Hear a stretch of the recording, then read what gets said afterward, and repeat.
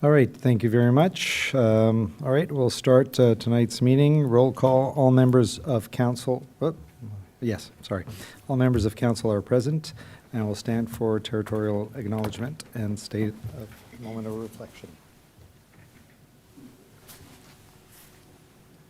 We acknowledge that we are on the unceded territory of the Anishinaabe and the traditional lands, the Haudenosaunee, Huron-Wendat, and Kanyan-Kanhaka peoples. We acknowledge our shared obligation to respect, honor, and sustain these lands and the natural resources contained within.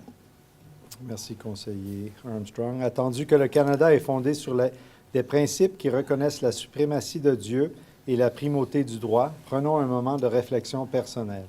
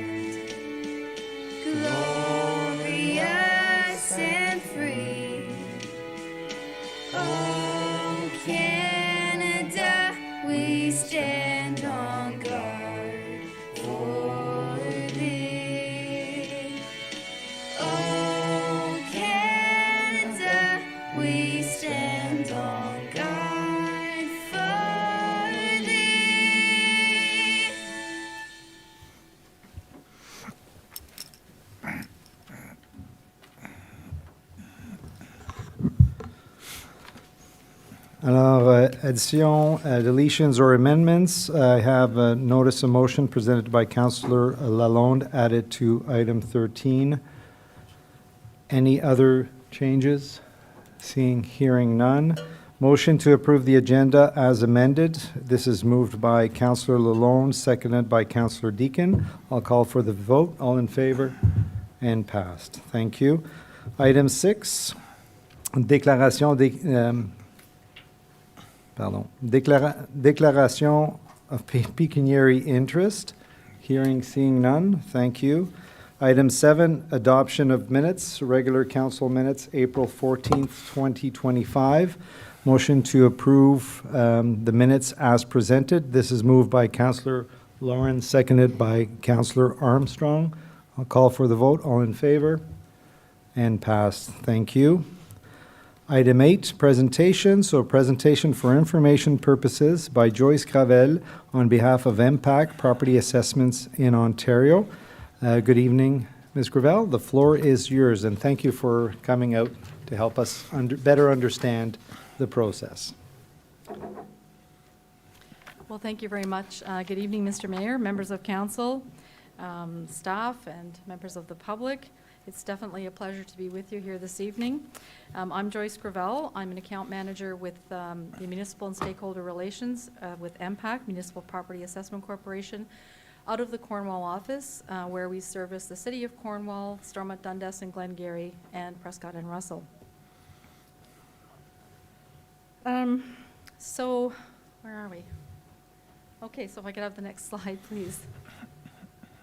So we are Ontario's property experts at MPAC. Our database hosts information for over 5.6 million properties across the province of Ontario. There was more than $42 billion of new assessment captured in 2024 across all 444 municipalities. And our total property values exceed $3.1 trillion, again, across the province. So there are basically 4 key players in the assessment to taxation system. the Ontario government, and they establish the province's assessment and taxation laws. They set the valuation date, and they determine the education tax rates. Ourselves, at the Municipal Property Assessment Corporation, we calculate, capture, and distribute assessments for all properties and buildings across the province. And yourselves, municipalities, determine revenue requirements, set your municipal tax rates, and collect property taxes to pay for municipal services. And then, of course, probably the most important part of the property owners who pay property taxes for community services and education taxes to help fund elementary and secondary schools in the province of Ontario.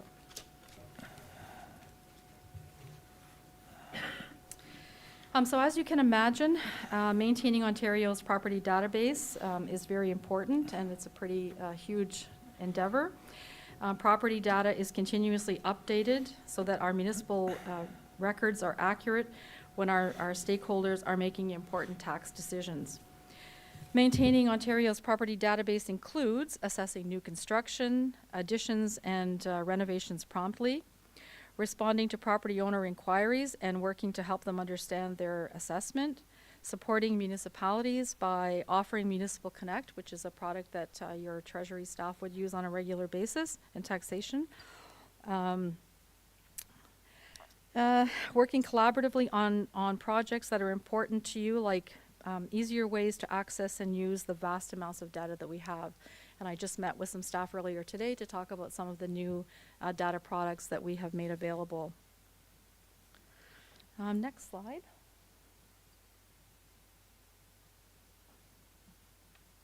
So the valuation date for the most recent assessment update, which took effect in 2017, was January 1st, 2016.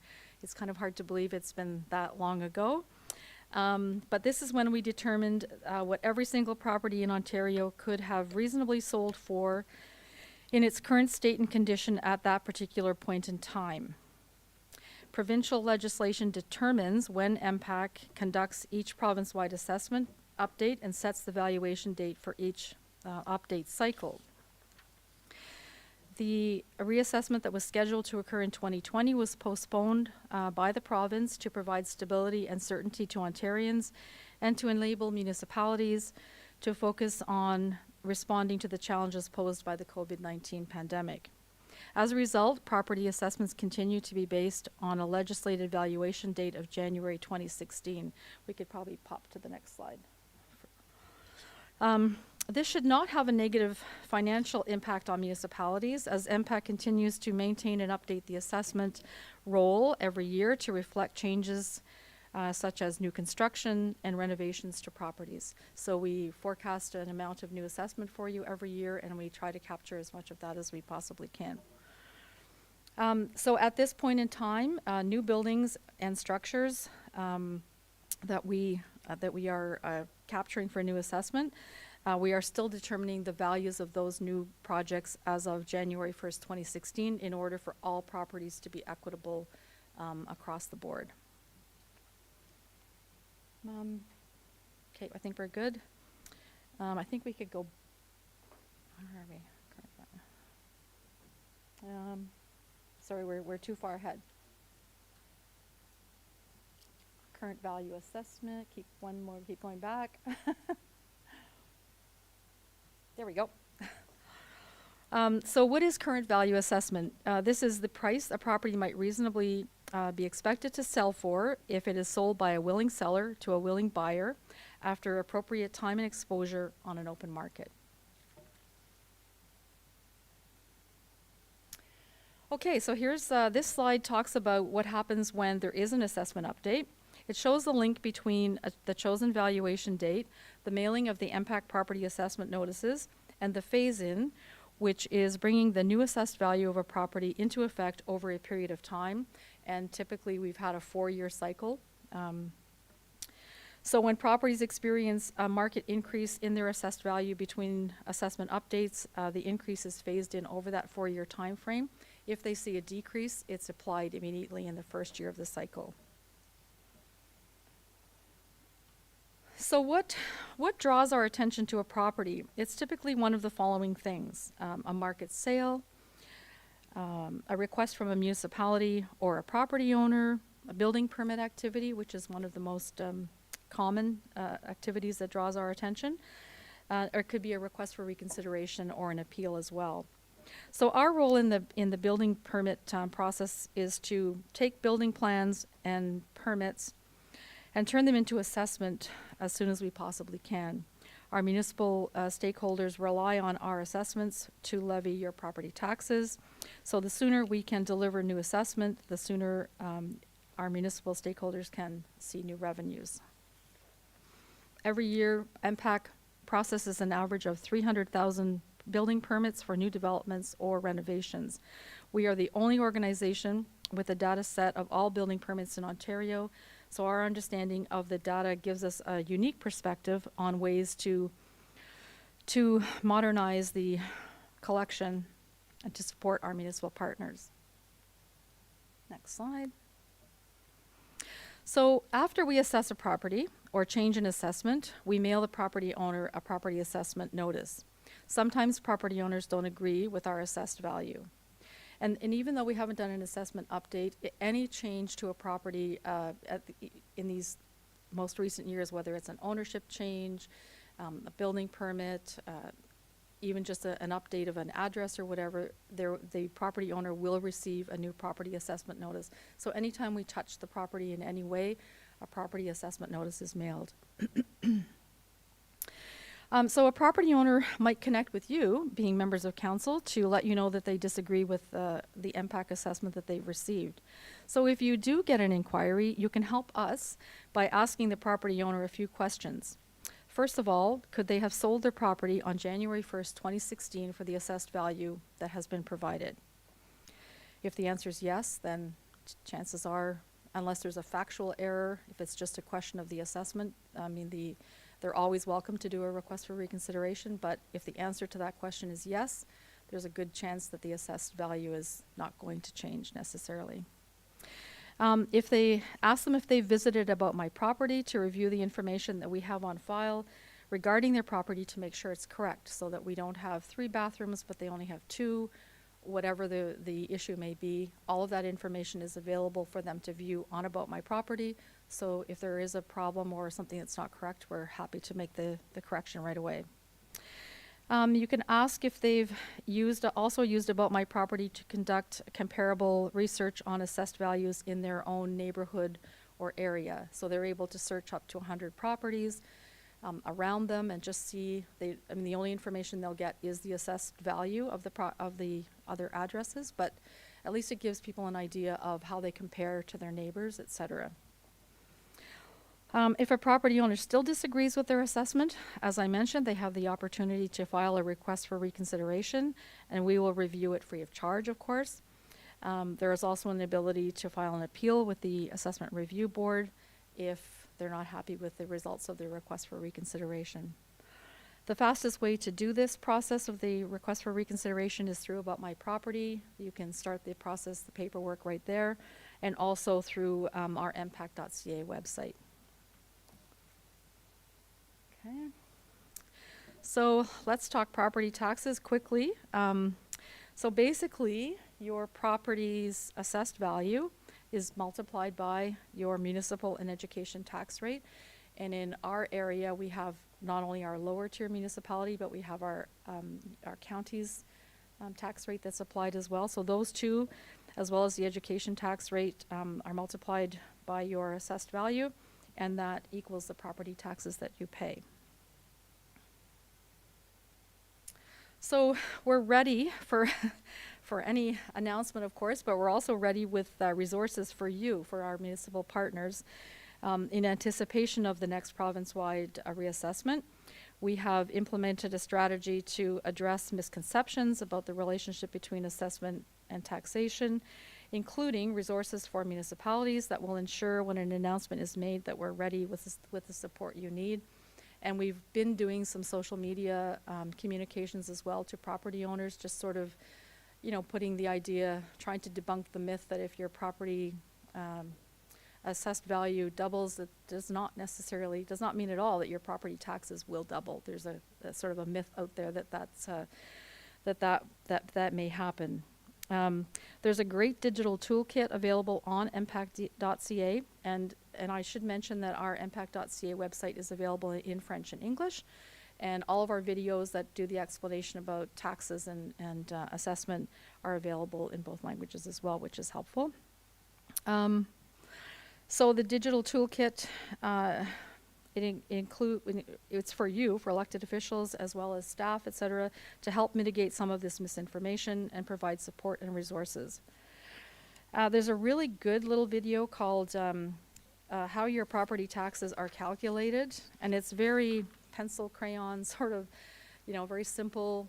It explains how the relationship between yourself and your neighbor, if you go up more than average, yes, your taxes might go up a bit, but if you stay the same and the requirements from the municipality stay the same, your taxes will not increase. So it just gives a really great explanation as to how that works.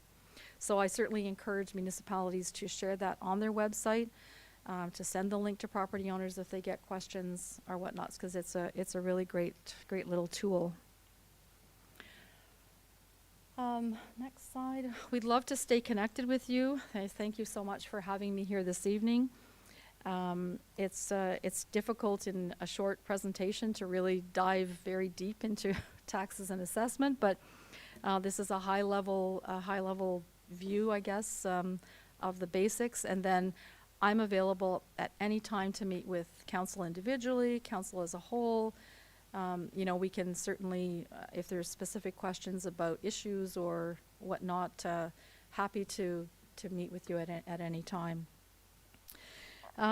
If you haven't already, please make sure that you subscribe to our In Touch newsletter, and you can do that again through our MPAC.ca website. I believe it's monthly, so there's always something, in terms of what's new products that we've developed or whatnot, whatever is happening at MPAC is shared out with you. I've already said, please, don't hesitate to reach out to me at any time. And I'd like to take this opportunity to really extend a sincere thank you to your staff, who are always so helpful to us when we have questions or we need help with a certain construction project, we need building permits, we need building plans, whatever it is that we're looking for. The staff are always exceptionally helpful, and your building permits are submitted to us regularly and promptly, and it's just excellent. We really, really appreciate that. It makes our job easier, and I like to think that we work well the other way too, that if they have questions or need help, that we do our very best to be there for them too. So I just wanted to make sure I mentioned that this evening, because really I like this expression. We truly are strong partners in the on the assessment to taxation team. So in the spirit of all the hockey that's going on and all kinds of team things, I thought it was appropriate to use the team analogy. So that's it. Thank you. Great. Thank you so much, Ms. Gravelle. Really appreciate that. I've got a couple of questions, but before I go into my questions, I wanted to just take the opportunity to thank Councillor Deakin for initiating this presentation. Yes. I think it's important. It's on record, and so our residents could come back and go see it and have access to the resources, which I think are really important. We do get a lot of misconception, misunderstanding around taxation, which is quite normal.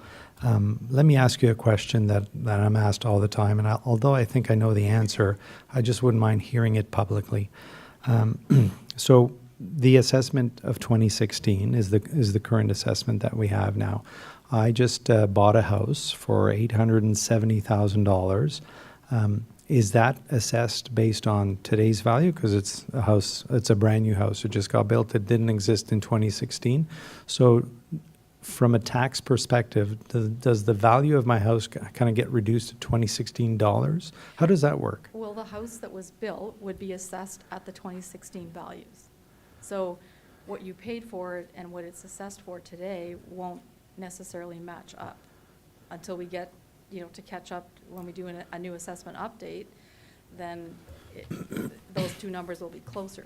But right now, when that house was built, it was, whether it was last year or the year before or this year, it would be assessed still using the 2016 values, because that's the only way to keep things equitable. Of course, right? Of course. Yeah. And so I'm just, where I struggle in trying to explain that is people usually tell me, Well, how would they know what it was worth in 2016?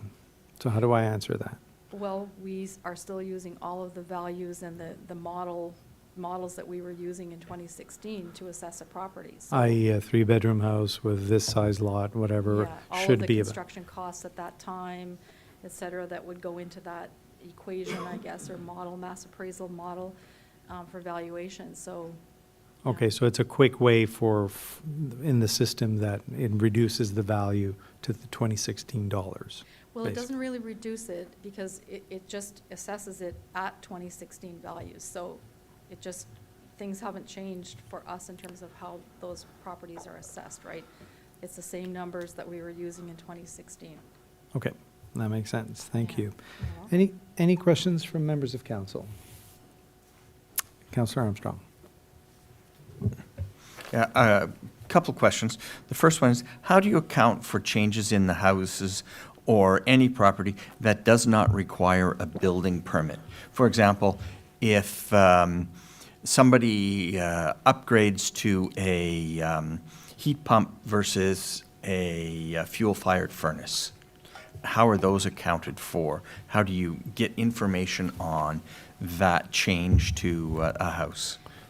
Well, some of those changes wouldn't necessarily change the value of the property. I guess it just depends on what the change is. You know, the change of a heating system wouldn't necessarily be one of the factors that would, and I'm not a valuation expert, so please don't quote me, but, you know, there are only certain improvements that would create additional value to a property. So that may or may not be one of them. But again, if without a building permit, we wouldn't necessarily know. So it is a tougher one to capture. My second question has to deal with farmland. We have a lot of farmland around here, as Yeah. you're obviously well aware of. So how is farmland evaluated? What are the differences in evaluating the farmland versus residential property? Well, again, on our MPAC.ca website, there's all of the methodology guides in terms of how we assess different property types, so residential, farmland, commercial, industrial. There's like a lot of different factors that go into the assessment of all properties, but farmland, is it tile drained? Is it, what's it being used for? Again, I'm just not a valuation guru, but there's a lot of different factors that go into the value of the land. Okay. The building structures that are on it, but the land itself, soil type. Yeah. Okay, so those resources are available, yeah. Yes, for sure, yeah. Excellent. And as I said, if you need help to find any of them, don't hesitate to reach out and I can direct you, or I can actually even email you the methodology guides. Excellent, thank you. Councillor Lauren. Yeah, this is more for administration. Mr. Godin, are we able to set up a link then on our website, maybe in the budget and finances section of your township, and have a link to their site so that people can have an easy access? Monsieur Godin? Oui, merci, Monsieur le Maire. Bonsoir, Chambre du Conseil. So yeah, we actually already have a link to the MPAC website on our website, and a few different references there as far as the video that Joyce was referring to is on our website as well. So that's all on there, and if you want, I can share that with you. Perfect. Thank you. Thank you. Councillor Deakin? Thank you so much for the presentation. I also just want to say that every conference that I've been able to attend on the municipal side, MPAC is always there. They're always really welcoming and happy to answer questions that I've had at the booth. And so please thank you to you and your colleagues for being so open and accessible. To build on Councillor Armstrong's question around farmland property being evaluated, I think I understand the answer to this question, but maybe you can correct me if I'm wrong. Farmland is evaluated in a way similar to neighboring farmland, right? It's the type of land is evaluated against similar type of land.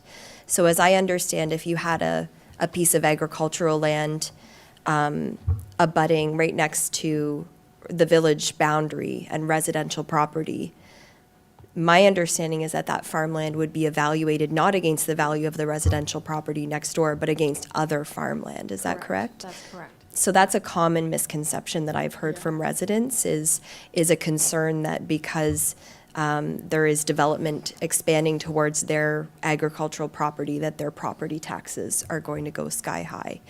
And so that was something that I really appreciated, a question that I'd had for one of your colleagues. I also really appreciate you citing that the question around my property taxes are going to double when the reassessment comes, because that's literally the wording that I hear from so many residents that are they just don't understand how it works and how we are going back to 2016. That said, there is another question that I've had from new residents who are in those new homes, saying, well, my house was assessed only recently, and so therefore I'm carrying more of the tax burden for my community here.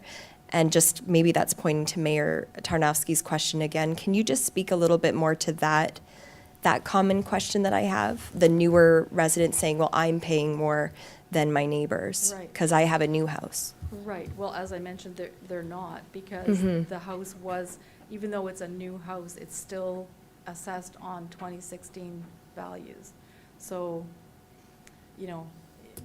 I understand how they might think that, but it really is not the case. So, the house is and they should be able to kind of see that in a way, because the assessment, if they paid $800,000 for it and the assessment comes in at $350,000, clearly they're not, because, that's not reflective of the current market value. So I think maybe that's another good way, is to point out the discrepancy between those two numbers. I think, if I may, I think that's a great idea. So if I go on About My Property, and I bought this property like this year, it's a brand-new property for $850,000, chances are it'll be evaluated much lower than that, or it will be for sure. It will be, yeah. And so then it goes back to the concern that we have to make sure that we communicate that it's not going to double when they update it. So Yeah. that's a great way of kind of demonstrating that to the residents. Yeah, That's exactly, excellent. yeah. Good. Go ahead. Maybe just one more question, the big question. Any sense of when the next evaluation will be, the province-wide assessment? No, Got it. I wish. May this serve in posterity in that case. Thank you. You're welcome. So it's probably hidden with the caramelic secret in a safe somewhere. Conseiller Lalonde, did you have your hand up? No? Well, thank you so much for your time. I really appreciate it. Were there any questions from staff, Monsieur Gravelle? Merci, Monsieur Mayor. No questions. I just wanted to thank Joyce for coming down and to confirm that the perception of good teamwork is from our end as well. We always appreciate MPAC's help when we do have questions regarding taxation, property assessments. Yourself and Tracy, it's always great working with you. Fantastic. Thank you so much for your time. You're very welcome. All right, thank you. And go Leafs, go. Wow, you're on such a positive note. Can we have your manager's name, please? Oh, jeez. We all make mistakes, exactly. All right. Thank you so much. Much obliged. Délégation pétition numéro 9, on n'en a pas. Numéro 10, point par consentement. All items listed under the consent items will be enacted by one motion. A majority vote is required for the adoption of the consent items. There will be no separate discussions of these items unless a request is made prior to the time council votes on the motion that a consent item is to be separated from the motion. The separated item would then be considered immediately thereafter. So, motion that all items listed under consent items be received as presented. And this is moved by Councillor Deakin, seconded by Conseiller Lalonde. I'll call for the vote. All in favor? And pass. Thank you very much. Moving to item 11, reports from departments and council committees. So there was an adjustment today in terms of some reordering. So if you do not have access to the latest agenda, which is on the website, we start with item A, solar panel installation on municipal land, report ISPW 2025-07. Mr. Bourgon, this one's yours. I'll let you start with that. Merci, Monsieur le Maire. So it's been almost a year that we signed a letter of intent with Bright Diamond. So we felt that it's a good opportunity to brief council of the steps that were taken and what would be the next step. So I would invite Lucas from Bright Diamond to come to the lectern to do a quick presentation and update to council, and also to present the new partners in this adventure, Achiro Power. So I'll let Merci, Lucas Monsieur Bourgon. Welcome, Lucas. Yeah, the floor is yours. Thank you, Mr. Mayor and Council, for the time this evening. Thank you, Mr. Bourgon. Some of you may recall that I presented here in December of 2023 the concept of the solar panel installation on the municipal lands at the municipal dump site, and we're providing an update today on the project and the plans going forward for this exciting project. Next slide, I don't know who I'm asking. Thank you. So there was an agenda slide. I'll pass over that one. Just a quick recap on the history of the, oh, you went back to the agenda, but you have that in your package. I'm sure you can see that. Quick brief history on the project for those who may not remember. We're a small development firm, Bright Diamond Consulting, based in Montreal. Go Habs go. And we were working in the area here about 2 years ago, looking at new solar and wind installations within the township and the county.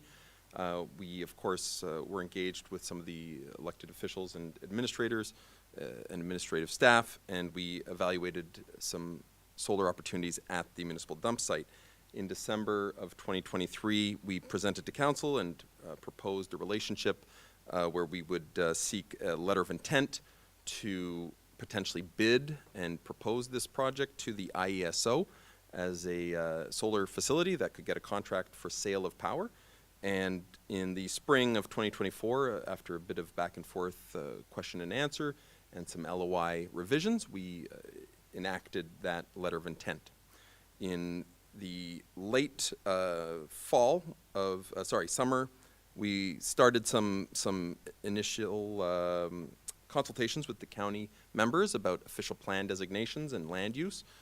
In that process, we identified a few challenges with some of the lands. You may be aware of that. Some of the land is zoned agriculture, but the vast majority is zoned or designated for dump site use, and so we are looking forward to move a project forward on those specific lands where agriculture is not a primary use.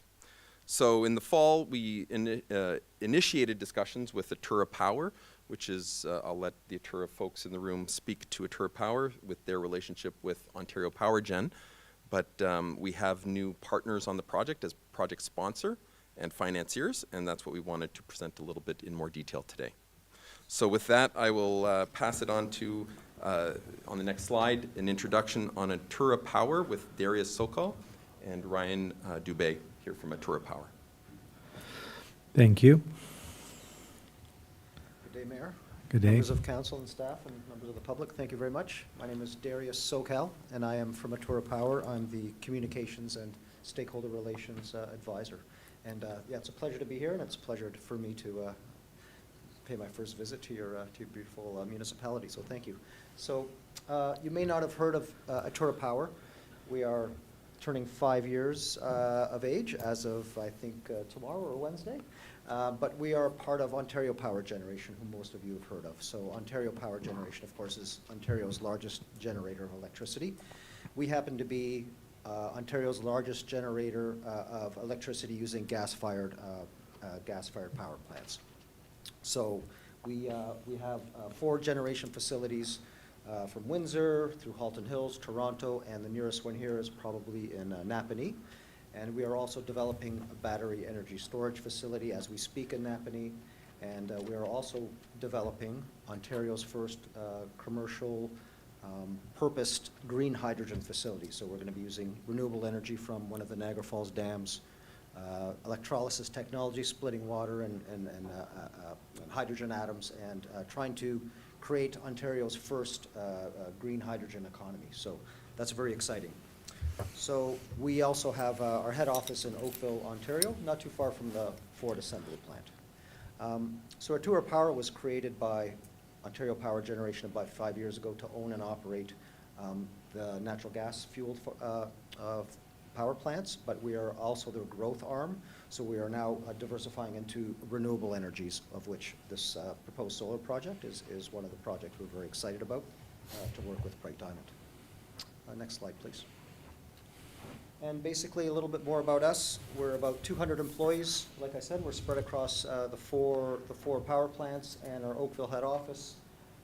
All in, we generate about 2,700 megawatts. That's almost about 3 million homes that we power using our electricity.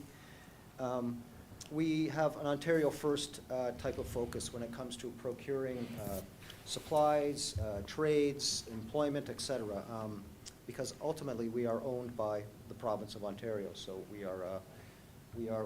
even before the kind of current climate with Canada First, Ontario First, we've been operating like that since the day we were started.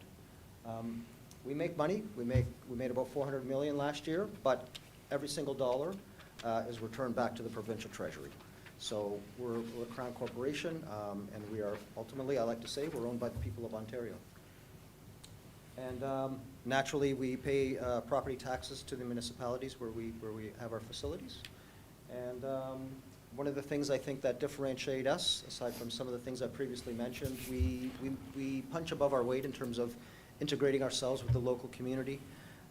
We do quite a bit of charitable works, identifying local organizations that need some help. We work with our host municipalities in identifying some of those as well. And if things work out for us here in the county or in the municipality, we would obviously continue that type of activity in this county as well. So thank you very much. Thank you.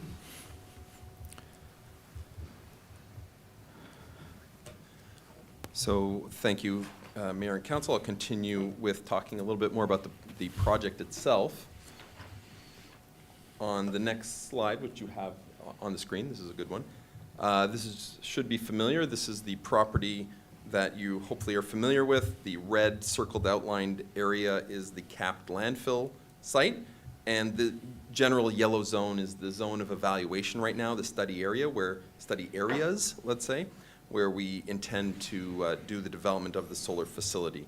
We anticipate roughly around 50 acres of used land for solar in this area, depending on outcomes of environmental studies, geotechnical studies, LiDAR studies. Many of these studies have already been initiated at the preliminary level and will continue in some design phase in the next coming months. The project is proposed to be about 10 to 15 megawatts. Once the design is complete, we're still trying to right-size that and optimize that. And once it's complete, we will make a lot of this information public by way of some community engagement, open houses, and a bit of an update report for the council as well. Next slide. Well, I heard the madam earlier talk about from the MPAC, the tax assessment team, and I'll say that we're hoping we can be the solar project team with the municipality involved. And some of the key benefits and spin-offs, obviously it's municipal land hosting the project, but typically, as Darius mentioned, we have key relationships with the communities, whether it be community benefit agreements, whether it be taxation, which in this case, maybe it's a special situation because you don't, I think, currently pay tax on this land.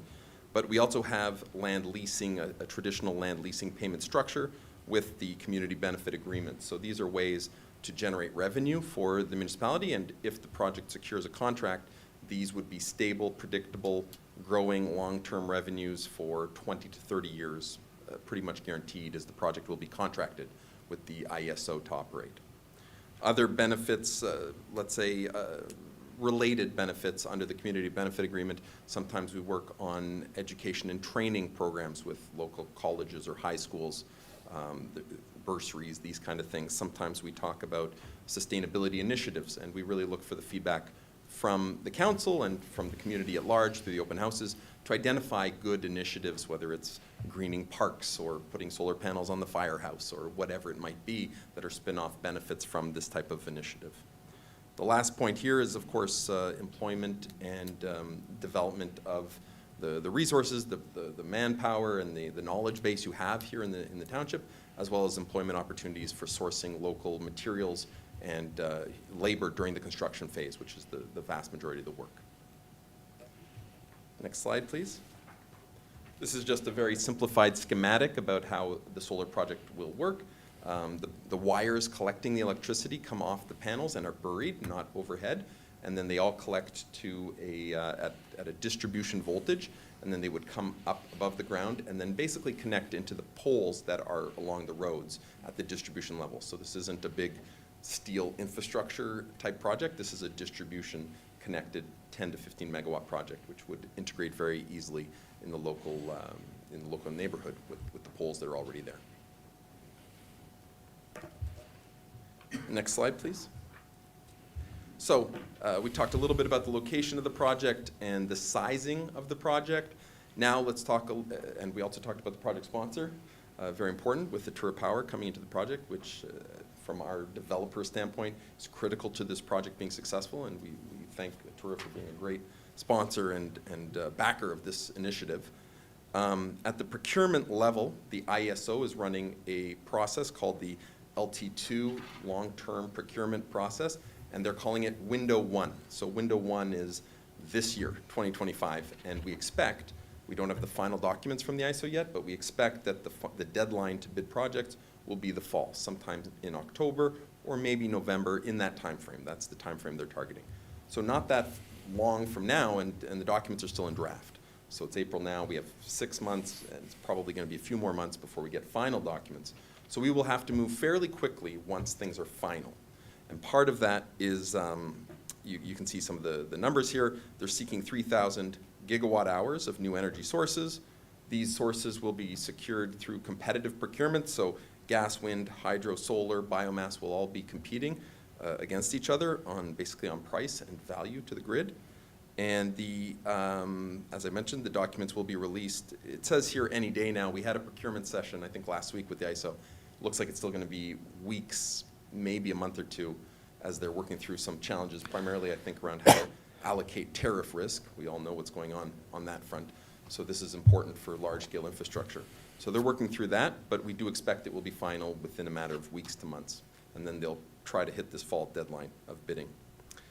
To give the context, this is not a massive project by comparison to large gas plants or other big infrastructure, but it does integrate easily and quickly into the grid. So these type of distributed resources, 10, 20, 30 megawatts, are low impact. One of the big things that the procurement process is meant to address is avoiding prime ag land. And so you can't have 200 megawatt. It's very difficult to find 200 megawatt, 300 megawatt solar facilities in the province, especially in the south. So we think that this distributed approach, and we have a bit of a portfolio with other projects in more southerly areas in Ontario, can provide an overall diversified approach for this bid. Now, how does it impact you as a council and as a township? At the bottom, it's important to note these points. We are avoiding agricultural designation under the official plan, so we're not impacting any agricultural land in the township. We do need a municipal support resolution, which is a condition of being able to bid. And I think we addressed that and talked about that with the LOI, and that will be an ongoing request and requirement before we can bid. We also need to provide evidence of a pre-engagement consultation, and since the process has not been released yet, we can't officially have that notice because the process hasn't started. But we will come back to senior people at the township. It doesn't necessarily have to come back to council, but somebody senior needs to have a meeting with us to confirm this pre-consultation meeting. Next slide, please. This is a schematic schedule diagram here. Right now, I've talked through some of these items. The ones in blue are the preliminary site design, which is ongoing, some of the field work we've done already in the last few months, and will still be a few more months to complete. And then in the summer, we're hoping to schedule a community open house. We'll notify residents, the township, officials, stakeholders, and have an information session where we'll talk about all the things we've talked about here in a bit more detail, with design, some more details, and also accessible information for the general public. It is standard. We'll have a project website, we'll have trackers, we'll have a summary report, and we can bring this information back to council later afterwards to show you how that went. Then, if the project's awarded a contract, a PPA, Power Purchase Agreement with the ISO, then the bottom three bubbles sort of get enabled. And that is next year, we would do more detailed surveys, wildlife, species at risk, more detailed engineering, heightening the bar from perhaps a 20, 30% design to a 60% design, increasing the certainty, the cost, and the commitment of that project. Then we submit it to the Ministry of Environment, and that takes about 6 months to a year for approval for a permit from the province. Then we would come back for site plan approval, and ultimately construction could start in 2029. So we're still 3-4 years out from really something being built, and we have to go through this competitive procurement, and there's no guarantee that this project will be retained. But just to give you the sense of the overall timeline. Next slide, please. This is my last slide. This is just some critical next steps to be aware of. I've talked about some of these. Number one is under the LOI, we talked about a land agreement between the township and the project. And this would be between Atura Power and the township. This is now necessary. We cannot bid without it. And it confirms a couple of things both ways, the rights, responsibilities, but it also secures some of that funding that we talked about earlier. And it gives us the ability to sign off on the form to the ISO that the township is committed if we are retained for a project. So that's an important step. We have a late stage document that's been reviewed, I believe, on both sides, and we'll come back with an updated version, I think, in a matter of weeks here. Once we complete the detailed design, as I mentioned, we'll do the public open house and consultation, and we'll share as much information as we can about how that goes and how we can address concerns and try to update the design. We are hoping that through good siting, we've chosen a site that is low impact by definition, so we don't expect a lot of controversy here.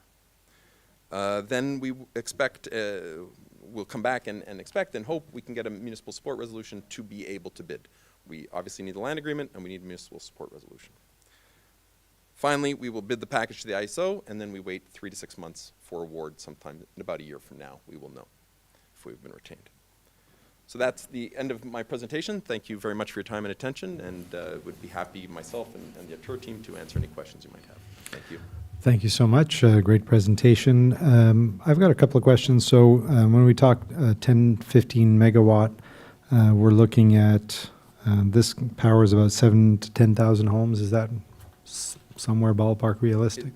Yeah, it depends on the nature of the design, but that's a good estimate. Okay. And the other thing, maybe for Monsieur Bourgon, the piece of land that we're discussing here was originally about 100 acres, if I remember correctly, and 75 of it is our landfill site, which is fine. But the one kind of piece that we're disappointed with is still listed as agricultural, but that was the sand pit, where we cannot do any agricultural, but we're not allowed to move on that piece. Is that correct, Mr. Bourgon? Merci, Monsieur Maire. So that's correct. That was represent 25 acres. That was our old former sand pit, Yeah. but it's fall under the ag designation at the UCPR level. So that piece, no, cannot be part of that bid. We did inquire a bit more during our conference in Toronto. We asked Ministry of Energy, but at this time, no, that There's piece of still land an cannot area. be part of the submission. Okay, so there is nothing from our end that we can do more in terms of pushing that? True, Mr. Mayor. No, at this point, I think we've looked at all the option. Okay. So as part of this process, no.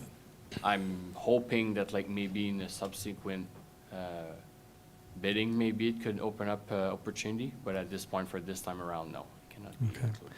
And just for clarification for anyone watching, this land cannot be used for anything else, right? The land, the other landfill- 75 acres Yeah, the there. landfill site at this time cannot be used for anything else. That's correct, okay. Questions, comments, members of council? Councillor Deegan?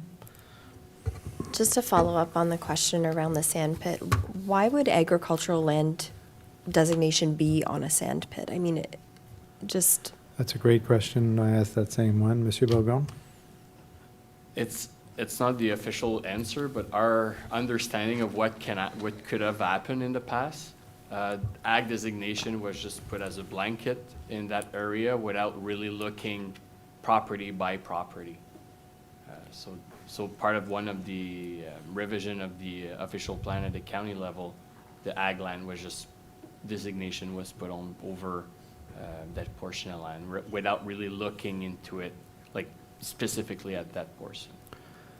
And we have no ability through counties to change that, correct? That's correct. At the end of the day, it comes to the Ministry Ministry. of Rural Affairs, which would not support to change ag designation. Yeah. Any other question, Councillor Armstrong? Yeah, a couple of questions.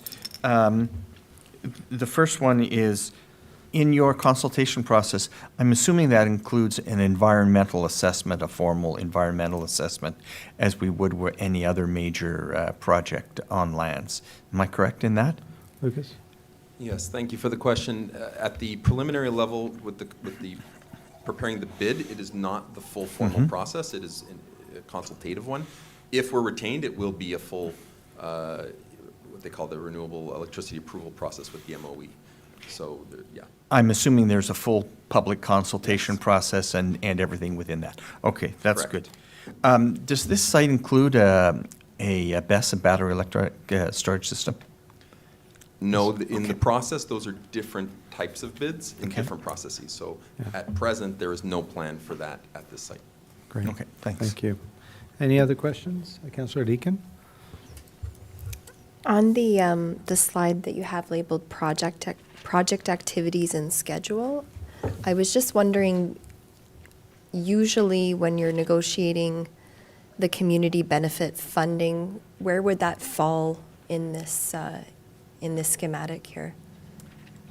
Thank you for the question. I believe that it is typical that we start with a community benefit agreement, at least in draft, at this stage prior to bid, and that is our intent Okay. to bring forward a draft CBA for council's review. So we do anticipate bringing that forward prior to bidding.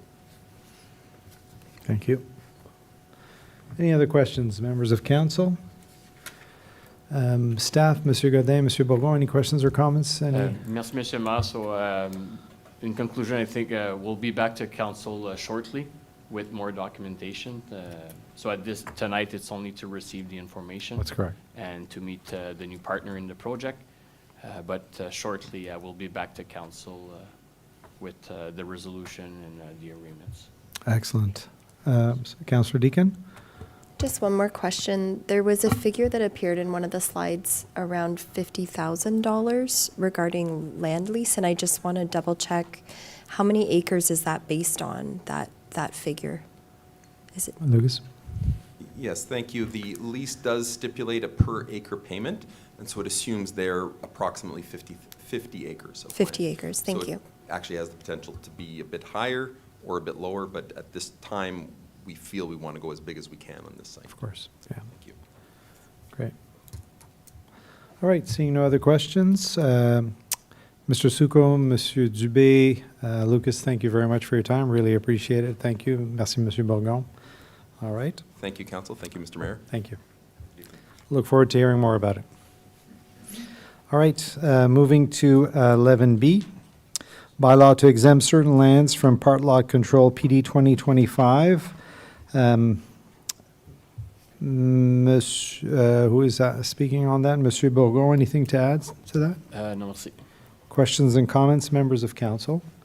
Seeing none. Item C, bylaw to exempt certain lands from part lot control, PD 2025. Anything to add, Monsieur Bourgon? No. No? Questions, comments, members of council? Seeing none. Item D, zoning bylaw amendment, Cornerstone Phase 2, report PD 2025-10, known as Edie Road, Russell.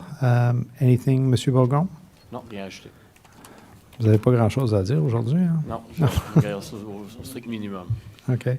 It's my understanding that this passed at planning with no comments from public or the committee at that. So any questions, comments, members of council? Councillor Armstrong. Just one question. Does that change the overall density of that subdivision? Monsieur Bourgon? Merci, Monsieur Maire. No, for that phase, it remains the same. They just changed location. Merci. Merci, Monsieur Bourgon. Moving to item E, zoning bylaw amendment report PD 2025-12, property known as 1089 Notre Dame. Monsieur Bourgon, anything to add to that? So that zoning change really to reflect the proposed row houses proposed on that site. No comment from the planning committee also on Okay. that file. I have a couple of questions. So there were comments on here from the counties. Read the proponent's requirement to address the sidewalk's current depression area versus the new one. There are also comments of minimum distance required from the center line. So does the application now meet all those requirements? Without putting you on the spot there, Mr. Bourgon, you can come back to that if, So before everything gets approved, they'll have to meet those requirements. okay. Also, there was also concerns, I believe, from Township Public and Safety Enforcement, and so they will have to be addressed as well, correct? Yes, Those that that's are correct. listed. Okay, merci. Questions, comments, members of council? Seeing none, thank you. We're moving to item F, Limoges Water and Sewer System Construction Rate Amendments, Report CSASFS 2025-04. I believe this is to ensure that hookup fees are the same on both sides for Limoges residents. Monsieur Bourgon, anything to add? Or is it, sorry, Monsieur Godin? No problem. No, nothing to add. Nothing to add? Questions, comments, members of council? Councillor Armstrong. I'm assuming that all of the developers and everybody that's looking for a change in that area have been notified, because those increases are percentage-wise huge. Yeah. And I'm sure somebody would object to them when they come to actually have to pay them. Monsieur Godin? Merci, Monsieur Maire. So unfortunately, Monsieur Dagen isn't here, so to confirm, I do assume that is the case. Probably from Nation side as well, that they probably made a communication. I do want to mention, when we're reading the Nation municipality bylaw, so I'm not sure if this is where you're referring to a huge increase, because it is showing going from 5,600 to 12,600. That's actually not the case. The 5,600 was the 2015 amount, so it's been increasing yearly. I can't speak to their bylaw, but I can confirm that from our end.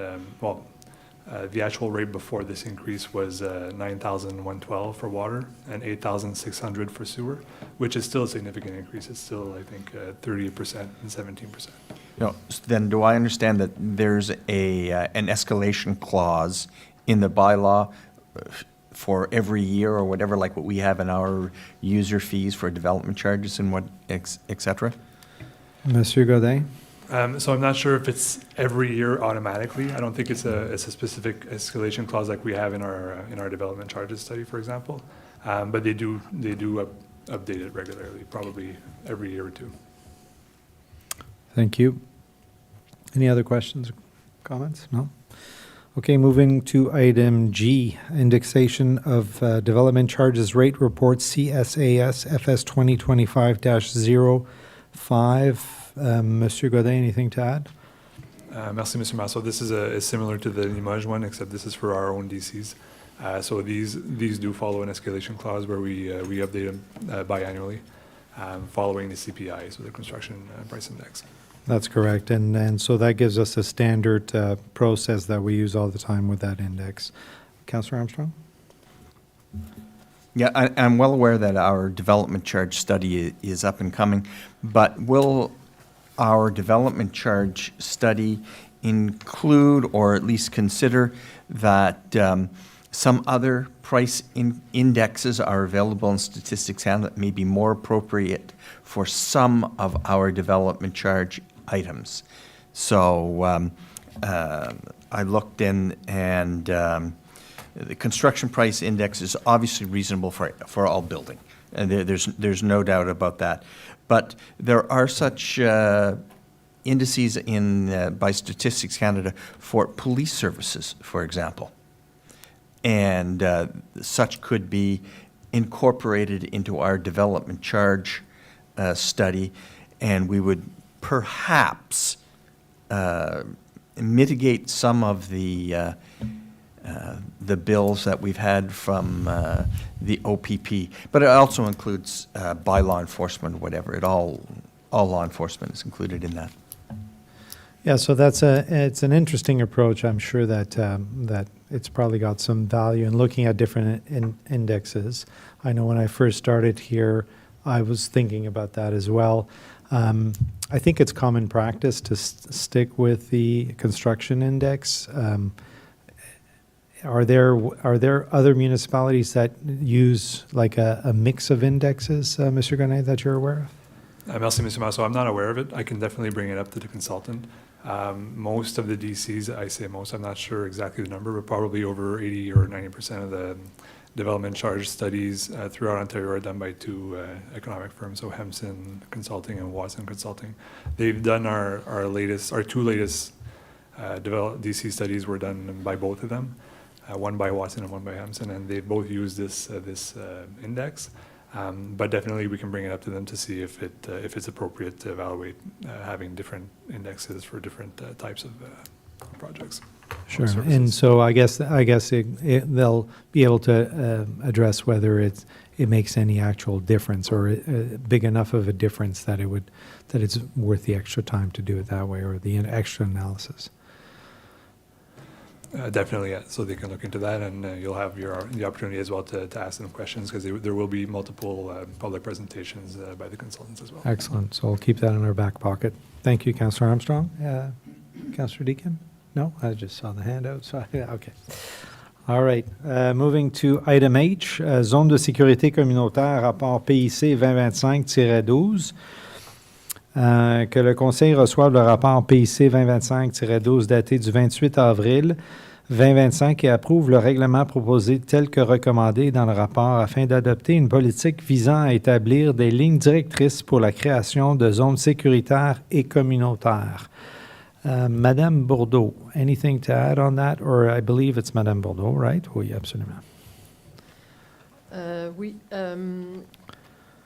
The policy, the objective of the policy is to implement community safety zones, so it's to base a criteria to meet by two methods of a warrant system. So the area would have to meet warrant 1 and then warrant 2, and if these factors warrant community safety zone, then at that time council can review and decide if they actually do want a community safety zone. This is to support the automated speed camera also.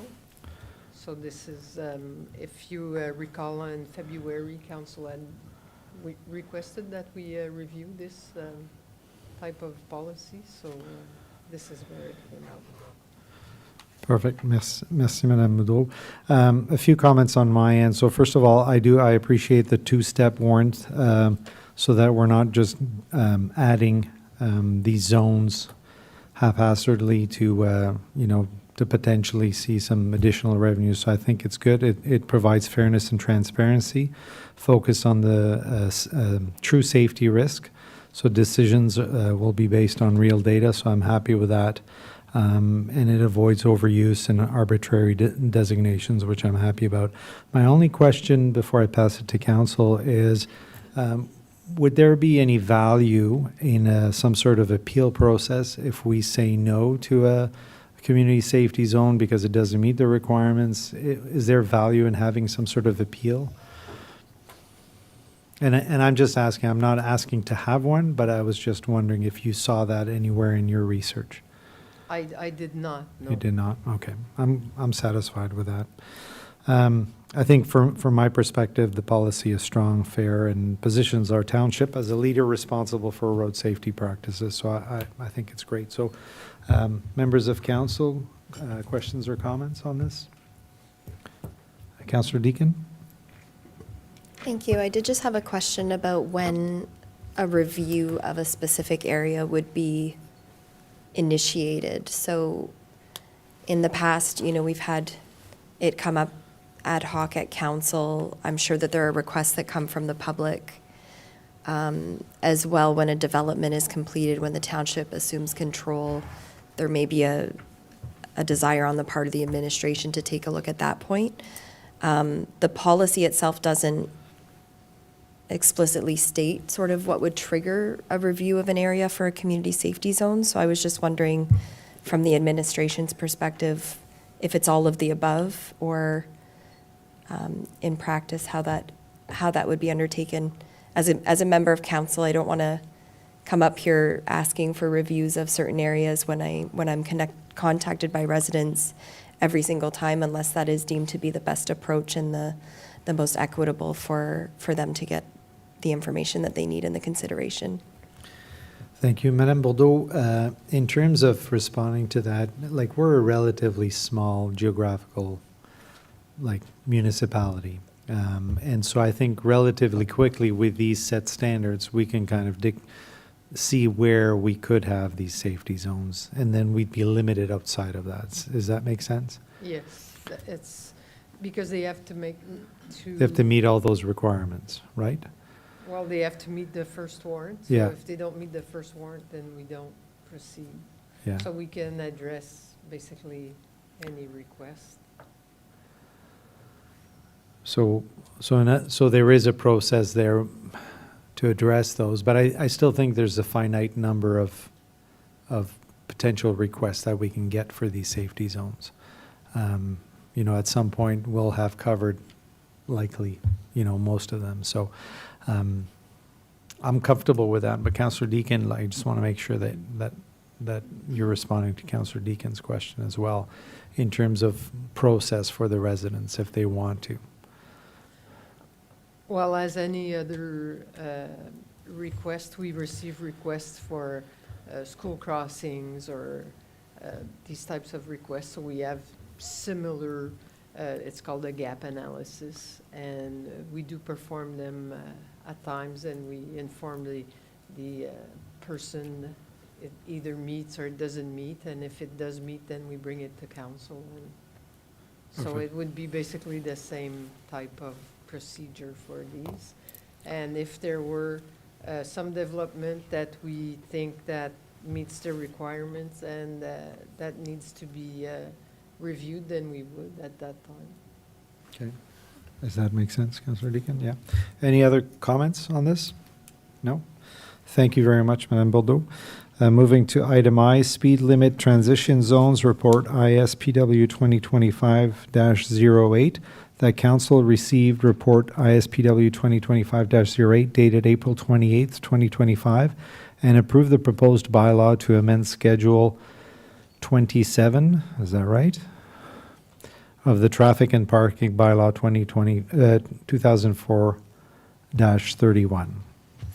2004-31. So, Madame Bordeaux, back to you. No, this one is Monsieur Bourgon. I knew there was one. Monsieur Bourgon, anything to add? Merci, Monsieur le maire. Donc, on présente les zones de transition de vitesse au Conseil.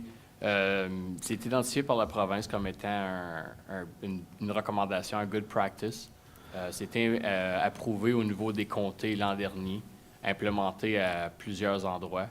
Je suis certain que les membres du Conseil ont remarqué ces zones de transition à Russell et à Embrun. La Ville d'Ottawa a aussi engendré le pas. Donc, nous, on présente ce soir pour refléter la même approche. So, to implement some 60 zone where your speed limit changed from 80 to 50.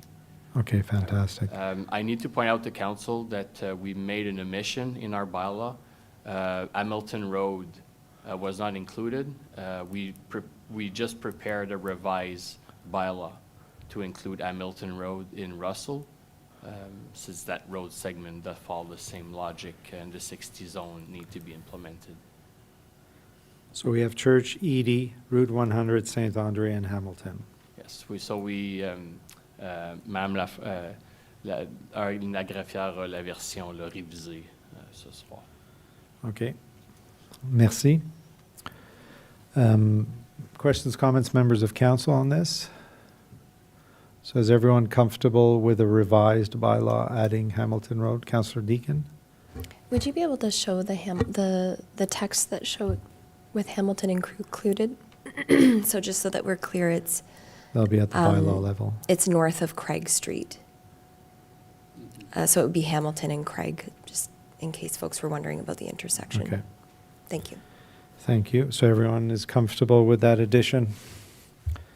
Excellent. Thank you. So safety and security of our residents obviously are crucial. So decreasing speed makes sense. And I think we did it at the crossing here for Edie Road, I believe, earlier last year as a potential waiting for that intersection to be redone. And I think that was very efficient. Councillor Lalonde? Thank you. I'm just wondering if there'll be an opportunity to communicate this and through our newsletter or what have you, to maybe point out to residents that these speed limits are going to change and that they should take good note of them. Sure. I think we will post probably the meeting highlights that'll come up there. And so maybe a little, when those transitions do happen, that we'll do some sort of press release on that. Mr. Bourgon? Merci, M. le maire. Donc, exactement, ça va faire partie du résumé de la rencontre de ce soir. Puis, on va préparer un affichage lorsque les affiches seront installées. Parfait. Merci beaucoup, Monsieur Bourgon. Any other points on this one? No? Alors, je continue. Item J, Appointment of Building Inspector, Report BLDG 2025. The Council receives Report BLDG 2025-02 dated April 28, 2025, and approve the proposed bylaw for the appointment of Nicolas Burel as the Building Inspector. Anything to add, Chief? Thank you, Your Worship, and members of council. So this is also similar to last council meeting. There was a vacancy in the building department, so now we're up to full complement with this appointment with Mr. Burrell. Excellent. Thank you very much. Questions or comments, members of council? Seeing none, well, official welcome to Monsieur Burel as our building inspector. Please pass on our welcomes.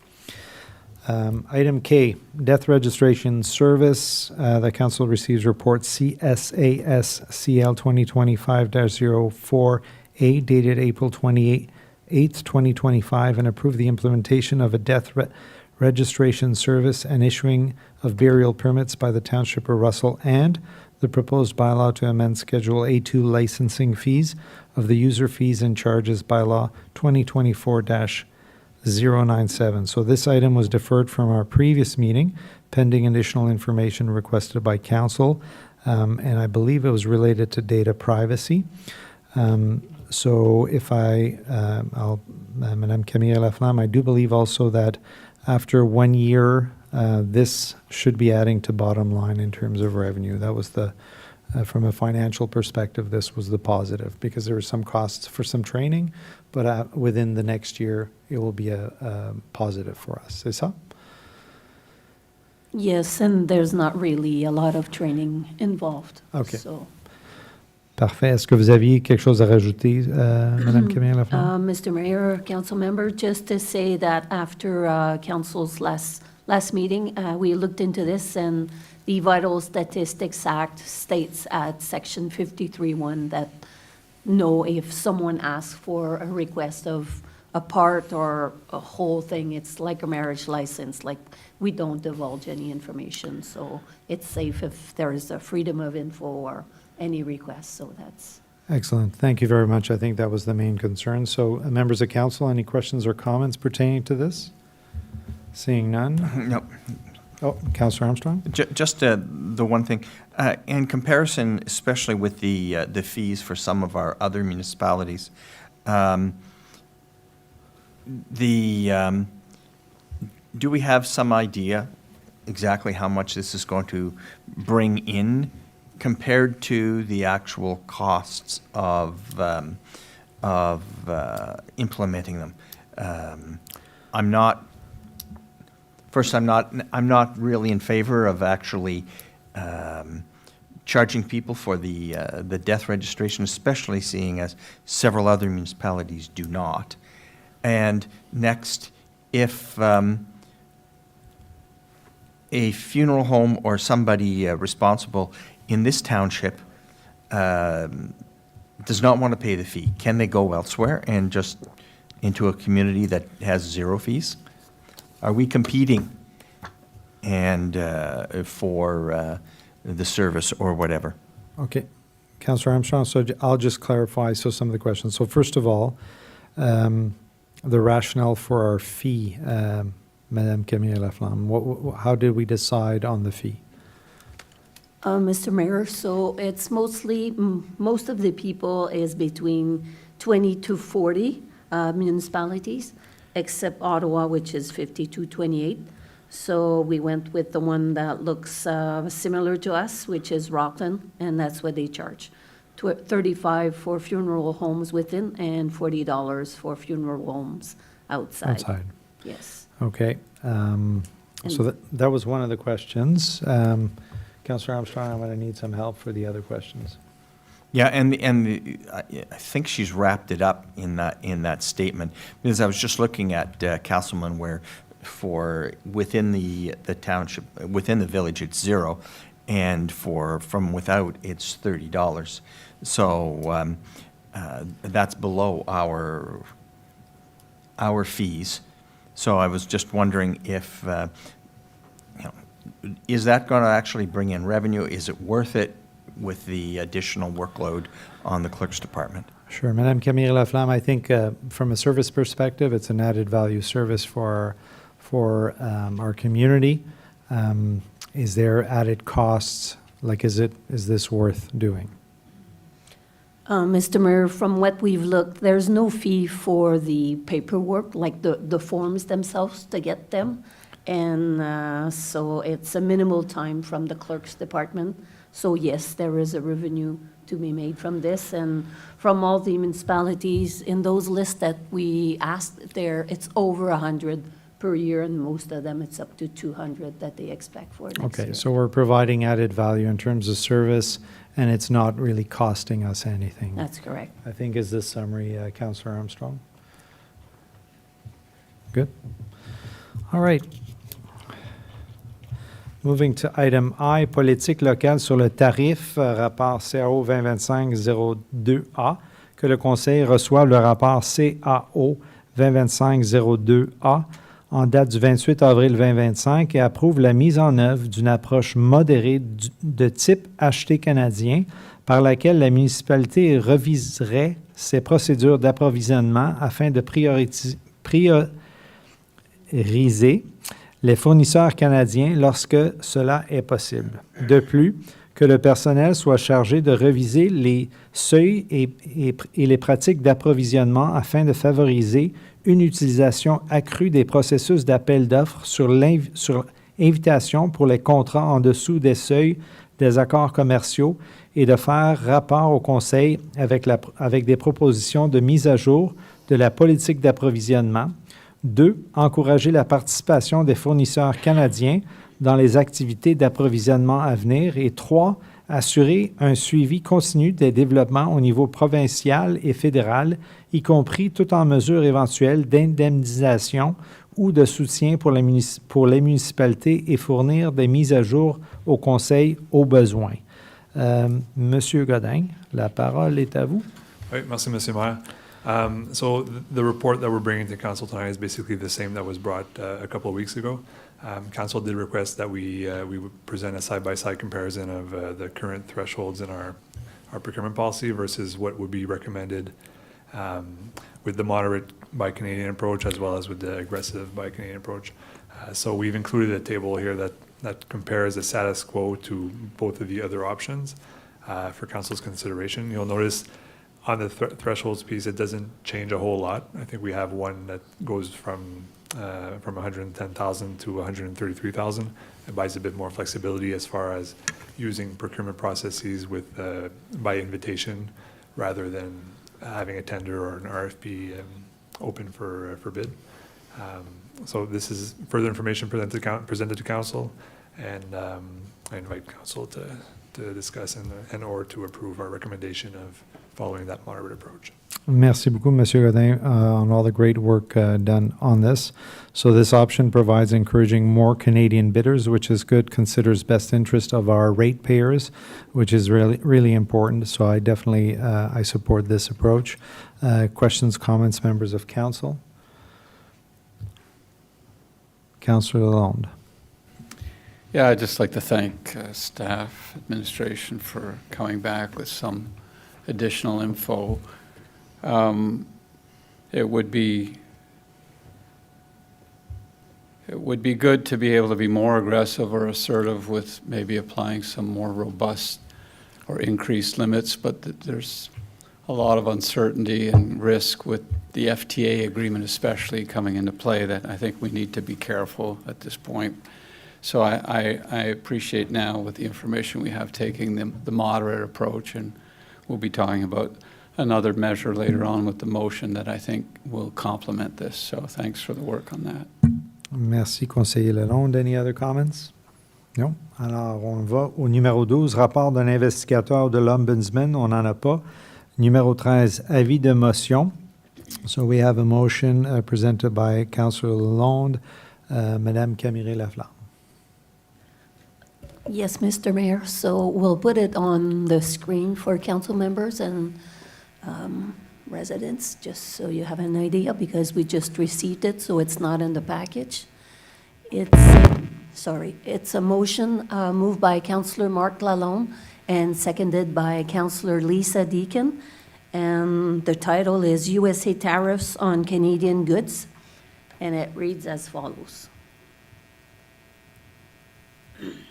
Whereas the United States of America, USA, has placed unjustified tariffs of 25% on Canadian goods, steel and aluminum, and is threatening to add more tariffs on Canadian manufactured automobiles. And whereas trade between Ontario and the USA is very important to our residents and our local economies, and requires all levels of government to work together in the best interest of those residents. And whereas, according to data from the Association of Municipalities of Ontario, across Ontario, municipalities are expected to spend between $250 and $290 billion on infrastructure over the next 10 years. And whereas municipalities have treated trade partners equally and fairly in all procurements in accordance with our established international trade treaties. And whereas municipalities play a crucial role as part of the Team Canada approach to combat these unjustified tariffs and support businesses in our procurement of capital and infrastructure programs.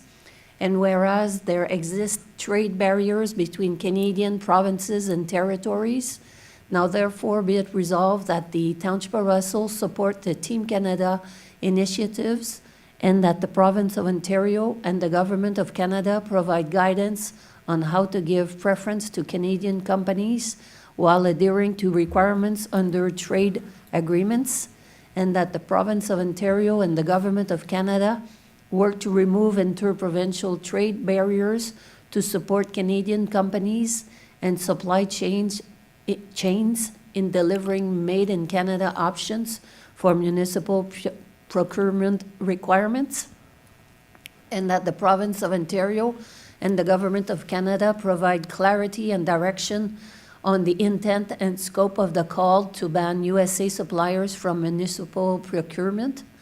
Be it further resolved that the clerk forward this resolution to the following organizations: Ontario Municipalities, the Rural Ontario Municipal Association, and the Association of Municipalities of Ontario, the Premier of Ontario, the Prime Minister of Canada, the local MP, and MPP.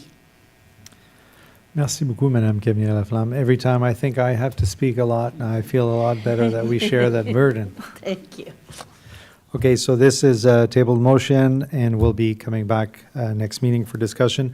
Just a point of clarification, Madame Camille, residents will have access to that motion, will be able to see that No, this was not included in the package, unfortunately, when we publish, so we'll only have it in the next agenda under the resolutions. Okay, is there any way that we can somehow add it to,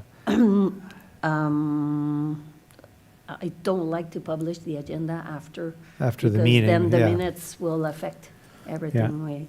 But if there's any requests from members of the public, they can just ask the clerk okay, department. and- Councillor Lauren? I would assume that in the minutes of this meeting, under notice of motion, it will have this motion. No, usually we don't add it unless it's added inside the agenda. That it was in So the package?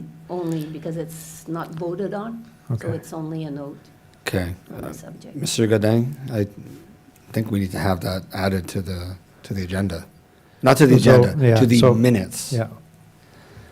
Yeah, Like, I so- understand our general practice, but this is something that was discussed at this meeting. It was brought up at this meeting. It's a notice of motion under section 14, or under section 12 of the agenda.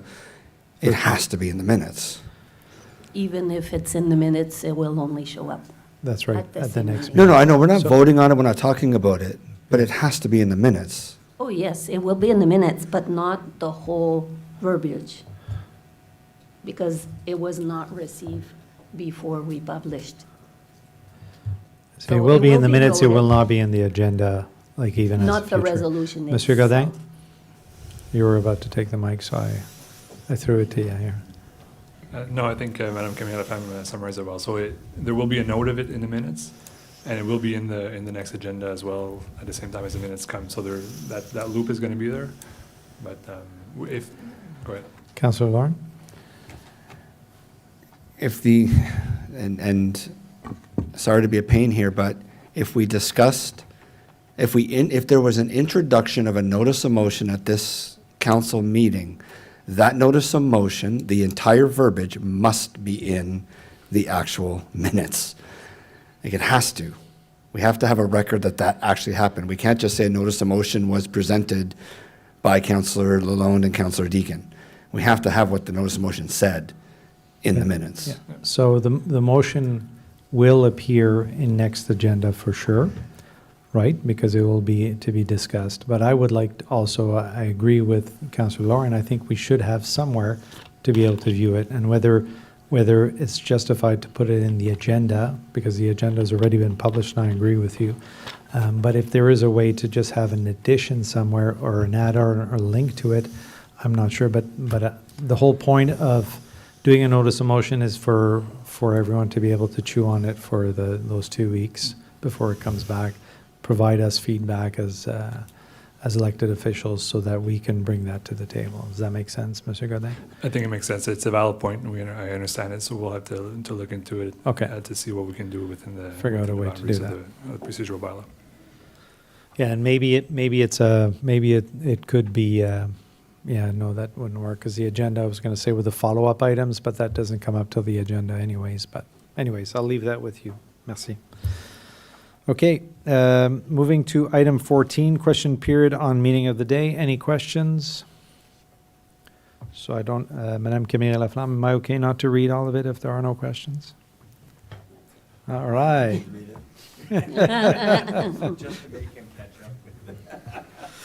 Item 15, resolutions, and we have 2 today to go through. So our first resolution is notice of motion from our last meeting presented by Councillor Deacon, establishment of an Ontario Rural Road Safety Program. So notice of motion was presented at our last council meeting. This was moved by Councillor Deacon, seconded by me. So first of all, I'll open the floor to Councillor Deacon. Comments, questions? Sure, I'm happy to provide some more context. Oh, sorry, I need to put it on the table, so I need it. Apologies. So, no, it's my apology, that's my bad. So this is moved by Councillor Deacon, seconded by Councillor Armstrong. It's on the table. Councillor Deacon, go ahead. Thank you. Mr. Mayor, it was seconded by yourself, so you want to change it?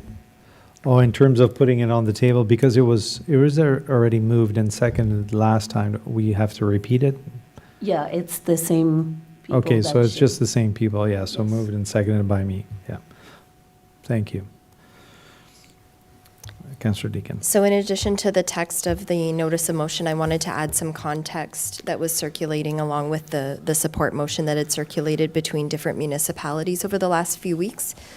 This program that Good Roads is proposing would target a municipality's most dangerous roads, perform road safety audits, and install modern safety infrastructure that prevents serious injuries and saves lives. This program is designed to be cost-effective while also providing rural municipalities with a direct means for addressing risk associated with their roadways. I think that this is particularly poignant here in our rural context where collaborating on a provincial initiative for rural road safety makes sense because it has scale at the provincial level that often rural municipalities cannot achieve on their own. Good Roads has proposed leading a 5-year, $183 million program that leverages their 130-plus years of municipal road expertise and the industry partnerships that Good Roads already has. They have a great podcast, and they actually were doing one episode on this rural road safety audits all the way from Australia. So bringing in partners from halfway across the world who have expertise in those road audits in particular. So again, just underscoring the partnerships that are accessible through province-wide organizations such as Good Roads. Thank you very much. Can I ask, from a staff perspective, any comments, concerns, feedback in terms of this motion? Monsieur Bourgon? Hey, Mr. Mayor, so at this point, no, there's no concern from administration since it's the support initiative that Ontario Good Roads wants to put in place. In terms of that program, staff did not receive more info than what's presented to council tonight. Okay, merci. Questions and comments, members of council? All right, so I'll call for the vote. All in favor? And passed. Thank you very much. Thank you, Councillor Deacon. Moving to B, motion que le Conseil approuve toutes les recommandations énumérées à l'ordre du jour numéro 11, rapport des départements et des comités de conseil. This is moved by Councillor Lawrence, seconded by Councillor Lalonde. I'll call for the vote. All in favor? And passed. Thank you. Moving to item 16, bylaws. Motion that council approve bylaws 2025-48 and 2025-50 to 2025-59 inclusively for first, second, and third reading as listed on the agenda. This is moved by Councillor Deacon, seconded by Councillor Lauren. I'll call for the vote. All in favor? And passed. Thank you very much. Moving to item 17, new business, we have none. Item 18, other business presented by council members, we have none. 19, public consultations, hearing none. 20, announcements. So announcement A, public open house for all our residents. So the Economic and Community Development Strategic Plan open house will be on April 29th from 6 to 8 p.m. We encourage all residents to get involved and participate. We also have a public information session on the work that will be done on Notre Dame Street, so the Notre Dame Street Rehabilitation Project in Embrun, and that will be on May 1st from 6 to 8 p.m., and I encourage all residents to attend that as well.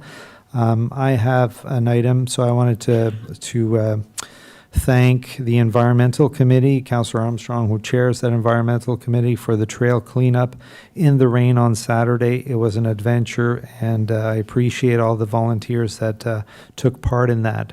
Speaking of further cleanups, our very own Kin Club is doing a cleanup this Saturday, May 3rd.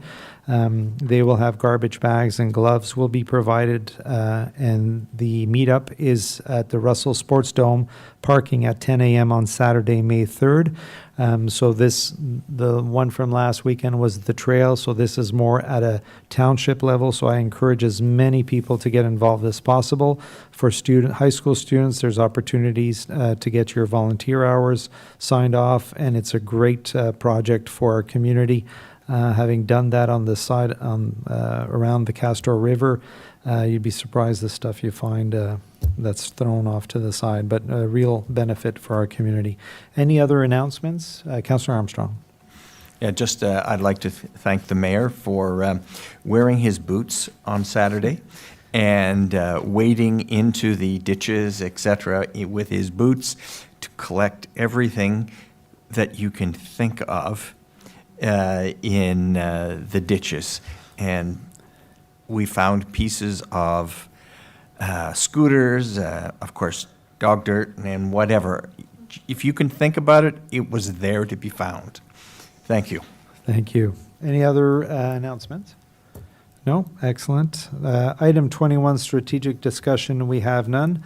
Item 22, closed session. So pursuant to sections 239.2, 239.3, and 3.1 of the Municipal Act 2001, SO 2001, Chapter 2025, motion to move into close session at the hour of 7:35 to address matters pertaining to Section 239 of the Municipal Act 2001, SO 2001, Chapter 25, to consider matters relating to 1, intersection Saint-Pierre-Notre-Dame Report CS 2025-04, S2C, proposed or pending acquisition of disposition of land by the municipality or local board, and S2K, a position plan procedure criteria instruction to be applied to any negotiation carried on or to be carried on by or on behalf of the municipality or local board, and 2, closed session minutes of the regular council or the closed session minutes of the regular council meeting dated April 24th, 2025, and then we will report out of closed session. Thank you. This is moved by Councillor Lawrence, seconded by Councillor Deakin. Call for the vote to go into close. All in favor? Passed. Thank you.